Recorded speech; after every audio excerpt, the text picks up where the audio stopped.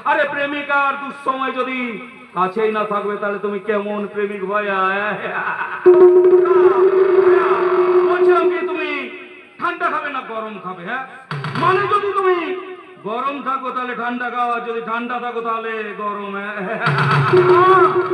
আমি ঠান্ডা হতে আসিনি, আমি এসেছি ঠান্ডা করতে। আরে তাই নাকি?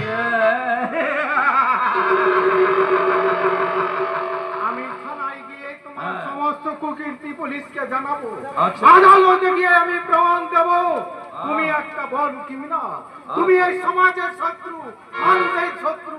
তাই তোমার মতো মানুষের যাতে সর্বোচ্চ সাজা হয় তারই আমি ব্যবস্থা করব।